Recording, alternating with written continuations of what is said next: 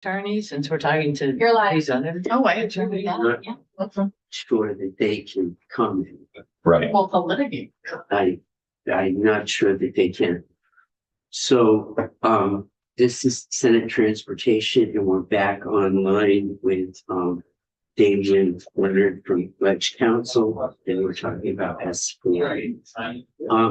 I have at this juncture, the question that comes to mind for me is not in people's attitudes or judgments about this, but the final outcome of this. If we move ahead now, does that in any way adjust what the final outcome will be?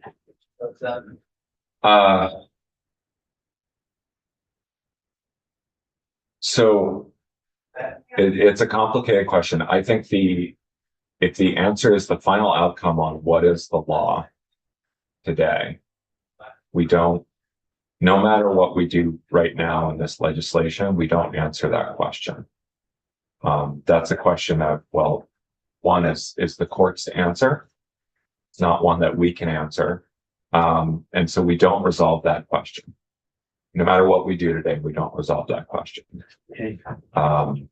So we can prospectively address what the law will be going forward. But uncertainty around rights that may have accrued to individuals right now, and rights with respect to the property right to maintain the land that's in the right of way. We don't resolve that regardless of whether we move us forward or not for the current day and so forth. So we can resolve that prospectively by either creating a process or something like that, but we can't resolve that now. I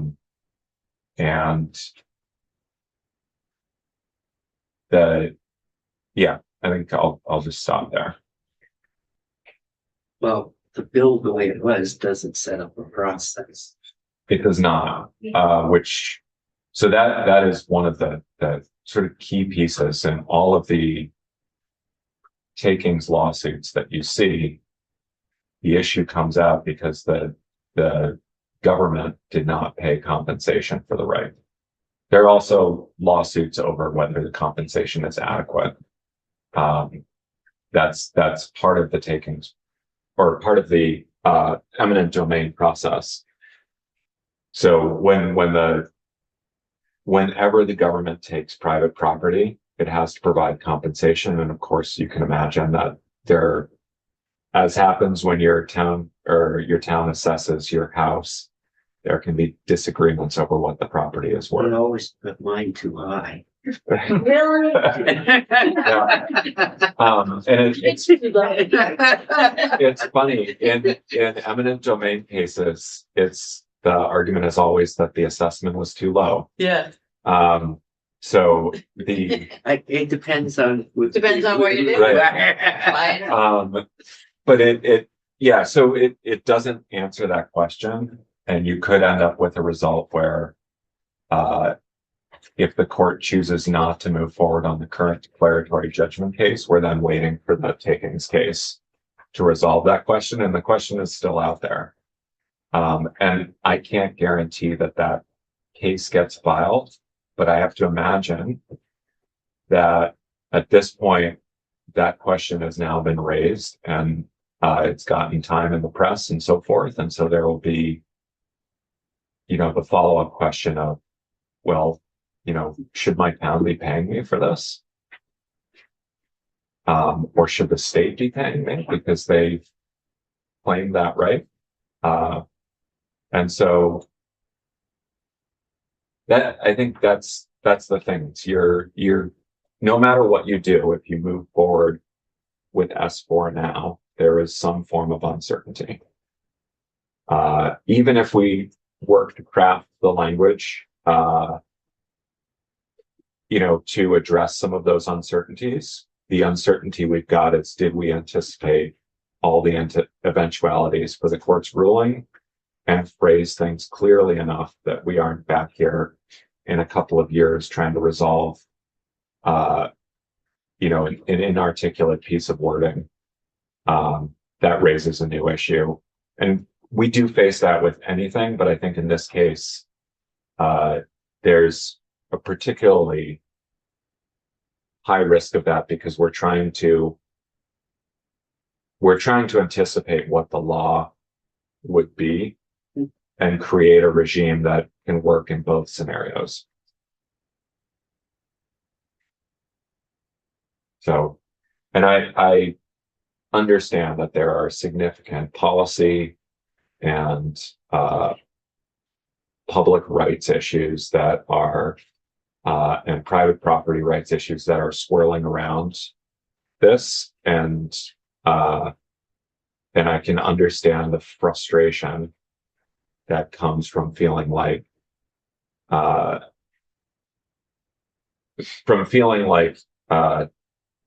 there's no easy or clear or simple path forward, or feeling like I just want to solve this right now. And I understand that, and I can't unfortunately solve that for you.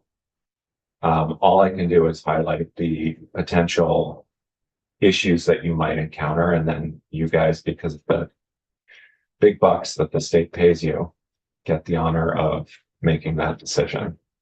And I just realized as I said that if anyone comes back in 100 years, they're going to think you guys actually make a lot of money for this job. Thank you for clarifying. Yeah. 100 days. Yeah, well, that's true too. I always have people who are like, what? They make that little? That's a good one. I am. Go ahead. I just want to say, I really appreciate your legal perspective on this. And it's not necessarily that I agree with your legal interpretation of the potential myriad of hypotheticals that are out there. I think you've identified all of the potential hypotheticals. What I'm saying is, regardless of those hypotheticals, I think the best course of action is clarity now. Because whatever we do has risks, costs, and benefits, as you've so clearly outlined. And I think the risk of us losing a season of maintenance is not worth it to wait. So, because it's an economic question, it's a question of lower income people being able to access private property.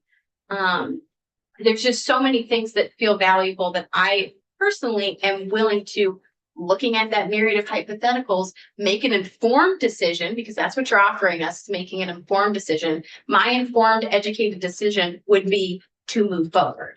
And I do hope, if we choose to not include this, Chair Westman, that we have the legal, we have the trails folks come in and explain to us, if we don't do something, what is their reaction? Will they be telling folks to not maintain the trails because they don't have clarity? Will the municipalities choose to pull back? Will we see less biking, less use of our trails? I think the answer they would give you is yes, that if we don't do something, that will be the outcome. And I'm not willing to take that outcome when I look at the myriad of hypotheticals.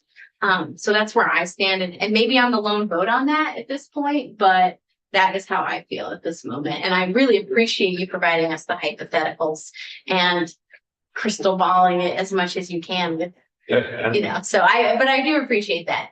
And I know you're in a rock and a hard place. So thank you for the clear legal advice. And it's not that I disagree. It's just I hold strong to the other risks being greater, I guess.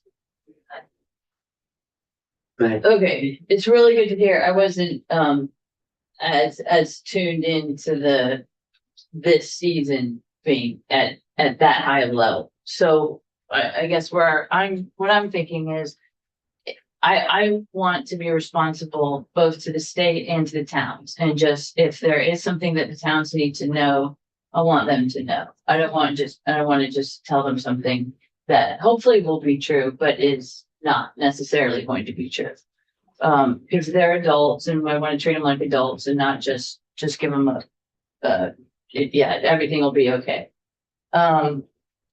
So if it's possible, I think most of us do want trails to continue as accessible to the public. I mean, I think the overall goal is something we probably would agree on. I don't know.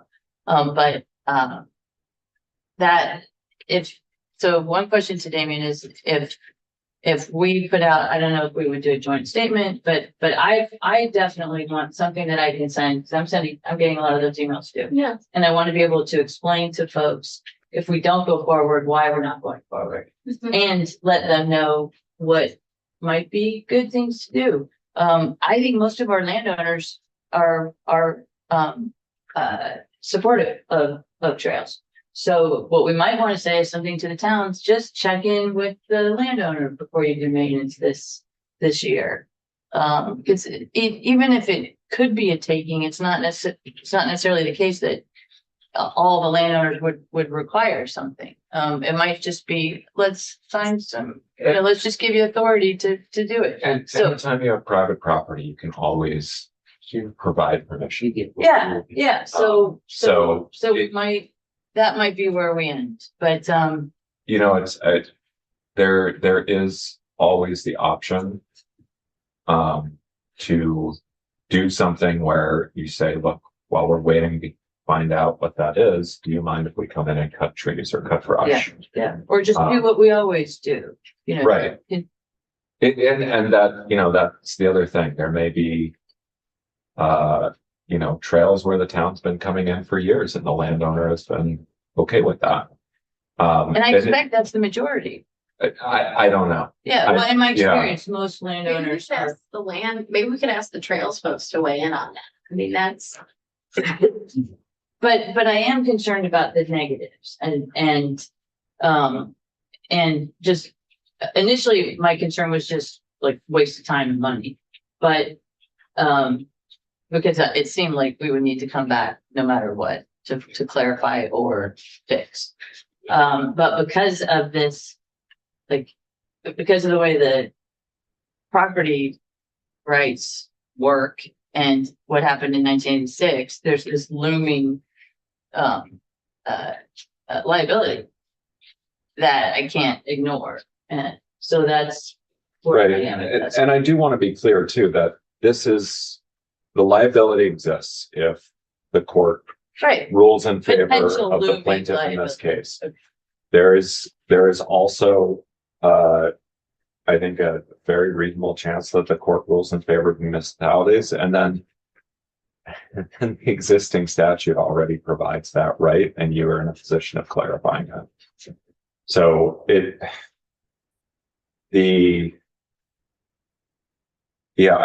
I want to be really clear too, that I'm not trying to presume any one outcome or favor any one party in this. I'm trying to highlight potential risks that could exist. Understanding that there are other risks that exist by doing nothing, that Senator White has articulated some of them this morning. And so I just want to be, you know, really clear that this is we're stuck in a difficult spot right here. You know, I do want to be clear that there is a chance that you get a ruling in this case, and if you decide not to move forward this year, that next year you're back here just clarifying a few things instead of having to worry about creating a process for towns to acquire a right to maintenance. So, Senator Pritchett. Yeah. I'm okay with the bill. I would move the bill to section 2. I would wonder if we would want to either strike it or, although I think the clarity would be helpful, but I'm concerned about, I guess, well, in section 2, concerned about using the term legal trails, and also I can't find a definition of vehicles. I didn't know if bicycles do. I know motorcycles are considered vehicles, but I don't know if bicycles are considered vehicles. Okay. So in section 2, So when we have that 31, that new enumeration of powers for the legislative body, the select board, is one used, if we were to keep this section one by using legal trails, is that add a confusion? Should we change that? And two, does types of vehicles limited in a way that we're not intending? Hmm. Because I don't think, but I could be wrong, that vehicles include bicycles. And so someone would say like, well, you can regulate bicycles because this just says vehicle.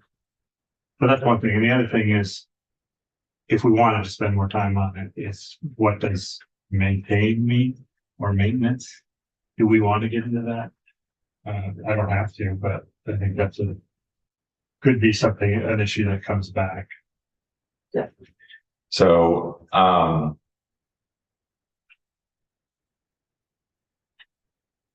okay, let me try to pull apart these questions. So And we don't have to do it today. I'm just So letting we you are gonna share. do this today.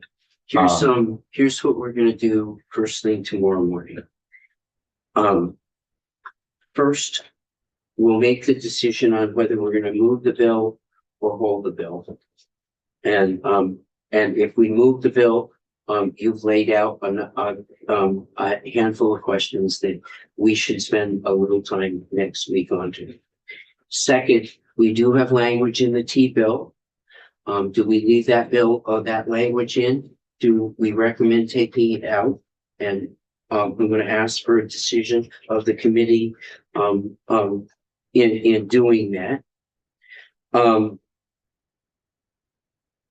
We can leave it in, and I suspect, because the House hasn't dealt with this issue, that the conferees from the House are going to say, you know, we need time to look at this. So it's at risk, but we're going to have to deal with both of those. And I want a conscious decision in here for the members around what they want to do in that moving ahead. And we'll make that as a decision first thing in the morning.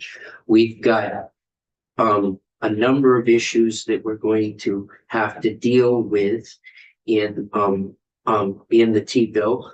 We're still waiting on language back from DEVA that we'll want to include in the bill. So that will be, we've got two sections that we have to clean those up.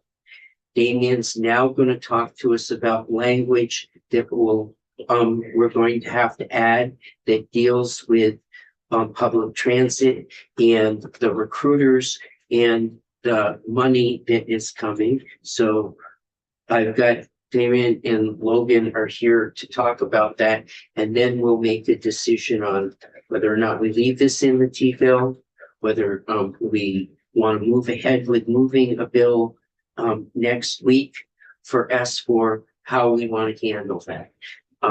I thought it important that we lay out where we are and what the issues around that, and I think we've done that as best we can at this point.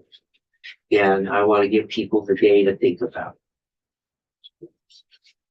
Okay, If there's a suggestion of change to S4 as it is in the bill, in the bill, like that, can we consider alternative language tomorrow morning?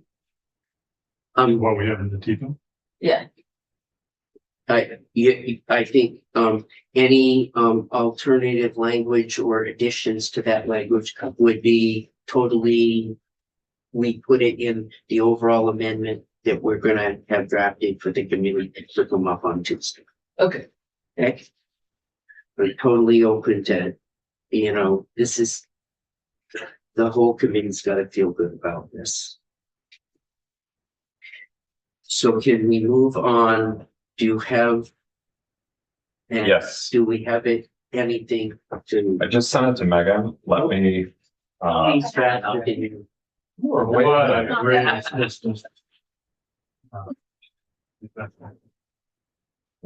It's online. Right? And in the morning, I had suggested, because I thought that we might have language by last night from from DEVA to pass around to public transit, the hospitals and that. And at this point, we haven't received anything. No. So, as soon as we break for lunch, we will be contacting DEVA to say, do you have something that we can pass around? But this will be the first piece of an amendment from this committee.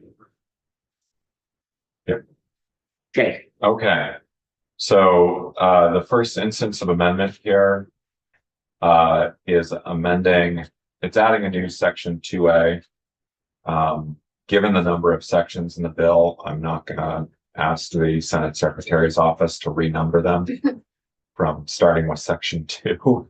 So, what I'm doing is 2A, and then when you finalize the bill in conference committee, I'll renumber everything based on what you leave in it. So this would leaves the amount appropriated for non-federal disasters the same. It changes the source of funds. So you'll see at the bottom of page 1, we're moving state funds from 1.15 million to 0, and then other from 0 to 1.15 million. The other is actually state funds, but because state funds usually means T fund, we put it under other, and then we're adding a footnote, which is subsection B on the top of page 2, which would provide that within the agency's proposed fiscal year 26 transportation program for town highway non-federal disasters, the following footnote is added. Other funds, 1.15 million, are amounts appropriated from the pilot special fund established pursuant to 32 VSA 3709. Questions on that? All right. go ahead. I just want to ask because we are also maybe doing other stuff with the pilot fund and other committees. That is, so I know that I base this off of, there's also language in the big bill moving funding from pilot for this and then moving some other funds around. But I can't speak to what all of the other languages. I'm only familiar with one section that's taking pilot funds and using them. I would defer to your. Well, can I ask, so I guess my question is, I support the 80-20 split for municipalities getting 80% and the state getting 20. That's my perspective.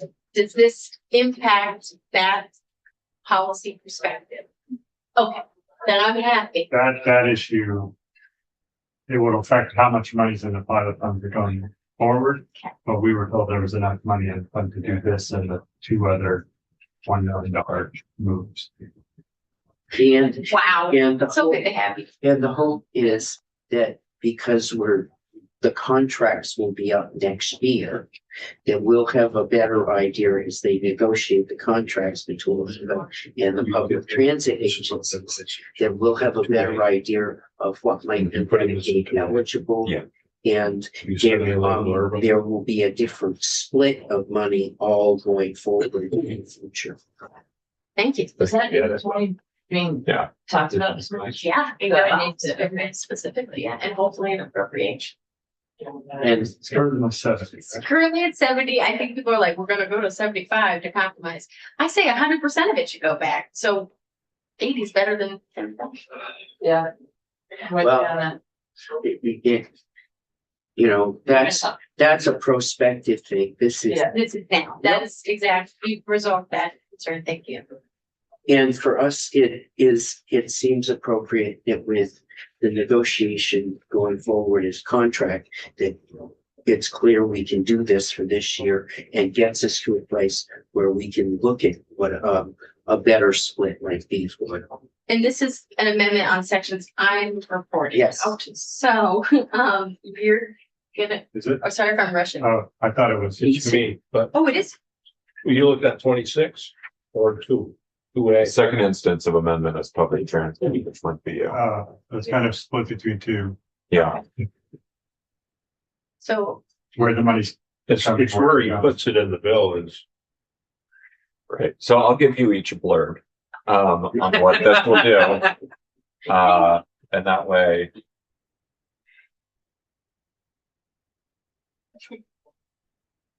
Hopefully, but it's an amendment coming from appropriations, so I don't need to speak to it necessarily in my floor report. Yeah, because then it won't be in the bill when you report it. Yeah. Be next No, time. I mean, this- it will be. This, This will this come is after. coming after, Yeah. and this will be in the amendment from the committee. Yeah, so you don't have to talk about So you'll speak to that. And I'm not talking fence. Well, it depends on what we do. If it's just this, I will pass it off to one of the two of you based upon it.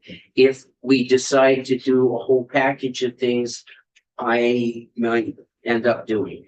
Okay. Don't forget there's Senator Perchlik's Yeah. section on all of the environmental benefits in the bill. Yeah. This is the Tim Ash. Oh, that was Tim Ash who started that, huh? He started it. So I guess we'll take the blurb. Yeah. Pro. I will get you guys. But when you present the T-bill, you don't have to talk about it, because appropriations, the budget's gonna be after it, and this will be in the budget. Or when appropriations reports out the T-bill, I guess you're right, we will report it out with this amendment. Yeah. And we have to vote on But it. we'll make it on the floor, so Yes. you'll report the bill, and then you'll say, here's what our committee's response to. We need to vote on this one today because we have to report to appropriations. So, That's. yeah, do see, you want to take a formal vote on this? or- We still have a second since of amendment. Okay, well, go ahead. Just, it's pretty quick. It looks like a lot, but the key It's change. 600,000 and I know where I want to use it. Right, so it's 600,000 to, the agency for the grants for the volunteer coordinators. The difference is in the underlying bill, it's from the general fund. And now we're authorizing it, from the transportation fund, and I've cleaned up the language just to clarify that it is one-time funds appropriated from the transportation fund. And this is just to make clear, as I think you all know, in the transportation bill, we authorize the funds for use. In the big bill, we actually appropriate them. So this is just cross-referencing what's happening in the big bill. And making sure it's from the transportation fund, because that's what's happening now. Now that we've moved those pilot funds over, it's freed up transportation fund dollars to be used for this, and that frees up the general fund dollars to be used for something else. I have no idea what. But that, Something as they good. say, is over Something my good. pay grade or above my pay grade, so. Logan knows, right? No? Well, it kind of goes to the bottom line, so then the T fund just is that much, whatever, $550,000. For the health. Healthier. Yeah, so it's like some reversions that they don't have to come up with it. No, instead of 4.5 million, maybe with the versions, they've got just short of 4 million. Right. So that helps them a little. bring it to my Yeah, I think it's a good source. Okay, Okay, are we ready to vote? yeah, sure. Okay, and the draft 1.2, 4/21/2025. So I would call it, Senator Perchlik moved and it was seconded by, okay, we don't even. Senator Brandon. Okay, great. That makes it quicker that way. Okay, Yeah, so. We don't even need. And they get to Yeah, report I it did say that. in appropriations this Especially in afternoon. the second. Yeah. So I Well, guess you didn't say no, so you kind of said that. This is a vote to amend. to amend the House Bill 488. I see that as amendment. It's a vote to whether we're telling appropriations, the transportation committee supports the. Okay. And the way the amendment is. But this defined amendment goes is in the this. T-bill. We will go in the T-bill by appropriation. Unless you guys, this committee wants to make this amendment. I think that's what we're doing. That, I think, thought we were gonna do this. Okay, that's fine. Okay. We can do it. The transportation committee will do it. So this is, So appropriations will need, Let's Well, try honey. this yourself. You're gonna have to do the money. well, that's already been done. We kind of did that, All right, so. because we had to do it by, yes, So, and then this, I would feel better if the directing of the money to, hire the people, the recruiters, came out of this committee. well, yeah, likewise. Okay, so this is how we identify Okay, this. yep, Okay. perfect. Okay, so so I'm calling the roll. Senator White, Yes. Senator Harrison, yes. Senator Furchlick, Yes. Senator Brennan, Yes. Senator Westman. Yes. 5-0-0. So if we can, this is the first step in creating and we will have language to deal with the diva, and they haven't got back to you. I have not heard anything from Diva at this point. Megan and I will be on their email chain in about 10 minutes. All right, yeah, I have heard from the Public Transit Association with who to loop in for comments, but they're not proposing new language, so. And the hospital association will get you emails and everything from them too. Okay, and yet we're not expecting them to propose language, are we, or? No, but at Okay. least look at this and say, yes, we agree. Okay, Okay. Thank you. Are we And good? we'll be here first thing